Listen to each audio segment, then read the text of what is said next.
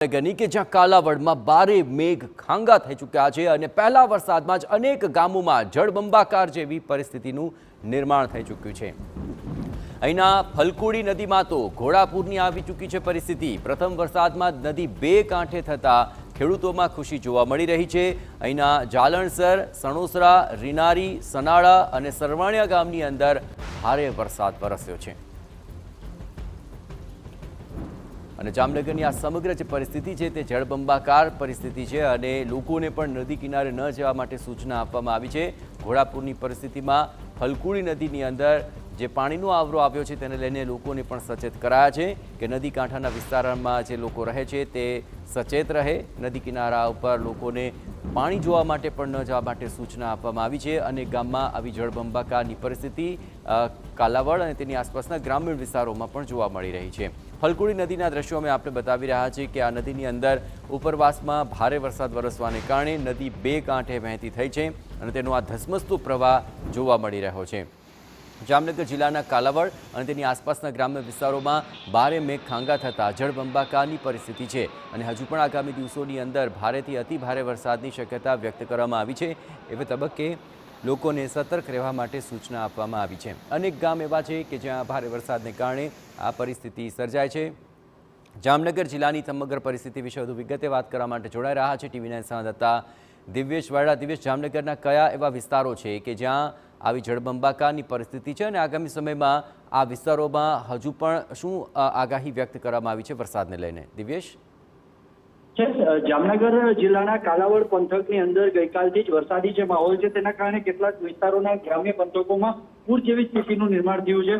વાત કરવામાં આવે તો કાલાવડ તાલુકાના અનેક ગામો જે છે વરસાદના કારણે અતિરેક જે ગ્રામ્ય વિસ્તારોમાં વરસાદ પડ્યો છે તેમાં ગામ જે છે તેમાં સણોસરા, રીનારી, સનાળા સહિતના અનેક ગામોમાં આ વરસાદના કારણે જે પૂર જેવી સ્થિતિનું નિર્માણ થયું છે। ખાસ કરીને કાલાવડની નદી છે, ફૂલપુડી નદી છે, તેમાં પૂર જેવી સ્થિતિનું નિર્માણ થયું છે અને લોકોને સાવચેત રહેવા માટે તંત્ર દ્વારા અપીલ કરવામાં આવી છે। અકસ્માતની વાત કરીએ તો ગઈકાલે શહેરી વિસ્તારોમાં વીજળી પડવાથી એક પશુનું મોત થયું છે, જ્યારે એક ડેરી ગામની અંદર બળદ પલટી જતા એક બાળકનું મોત થયું છે। કહેવાય કે જામજોધપુર પંથકમાં પણ વીજળીના કારણે બે વ્યક્તિઓના મોત થયા છે। આમ વીજળીના કારણે બે વ્યક્તિ અને એક અકસ્માતમાં એક વ્યક્તિનું મૃત્યુ થયું છે। ગઈકાલે એક વ્યક્તિને રેસ્ક્યુ કરવામાં આવ્યો છે। આમ જોઈએ તો પ્રથમ વરસાદમાં જ પૂર જેવી સ્થિતિના કારણે કેટલાક અકસ્માતોના બનાવ પણ સામે આવ્યા છે।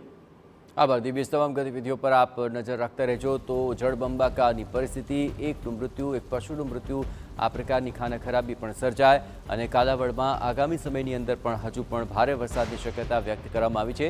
ત્યારે તમામ ગામ લોકોને સચેત રહેવા માટે સૂચના અપાય છે। ખાસ કરીને નદીઓમાં ભારે માત્રામાં પાણીનો આવરો હોવાથી નદી કાંઠે ન જવા માટે પણ સૂચના આપવામાં આવી છે।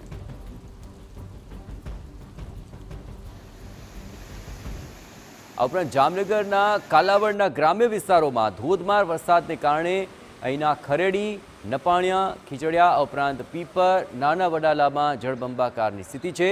કાલાવડના ખરેડી ગામમાં 6 ઇંચથી વધુ વરસાદ ખાબકતા આ ગામ જાણે કે બેટમાં ફેરવાઈ ગયું। ખરેડી ગામમાં ગોઠણસમા પાણી ભરાઈ ચૂક્યા છે અને ગ્રામજનો મુશ્કેલીમાં છે। સ્થાનિક નદીમાં પણ ઘોડાપૂરની પરિસ્થિતિનું થઈ ગયું છે નિર્માણ। હવે આ મુડીલા ગામની પરિસ્થિતિ આપ જોઈ રહ્યા છો। અહીં ભારે વરસાદને પગલે જ્યાં જુઓ ત્યાં બસ પાણી જ પાણી નજરે પડી રહ્યું છે। મુડીલા ગામમાંથી જાણે કે કોઈ નદી વહેતી હોય તેવા આ દ્રશ્યો સામે આવ્યા છે। આ દ્રશ્યો મુડીલા ગામની સ્થિતિ સમજવા માટે પૂરતા છે। ગ્રામજનો કહી રહ્યા છે કે અગાઉ આવો વરસાદ ક્યારેય નથી પડ્યો। ભારે વરસાદને પગલે અનેક ઘરોને પણ નુકસાન થયું છે। મોટા પાયે ઘર વખરી પણ પાણીમાં તણાઈ ચૂકી છે। તો ભારે વરસાદને પગલે સ્થાનિક નદીઓમાં ઘોડાપૂરની સ્થિતિ, જ્યાં બામણફળી ગામ નજીકથી પસાર થતી નદીમાં નવા નીરની આવક નોંધાય છે। નદી હાલ બે કાંઠે વહી રહી છે। બામણ ગામમાં આવેલા ચેક ડેમ પણ છલકાઈ ઉઠ્યા છે। આ વિસ્તારમાં જ્યાં જુઓ ત્યાં બસ જળબંબાકારની છે પરિસ્થિતિ। અહીં ગામ જાણે કે બેટમાં તબદીલ થઈ ચૂક્યું છે। ખેતરો જળમગ્ન થઈ ચૂક્યા છે અને આ મુશળધાર વરસાદને કારણે સ્થાનિકોની મુશ્કેલી પણ વધી છે।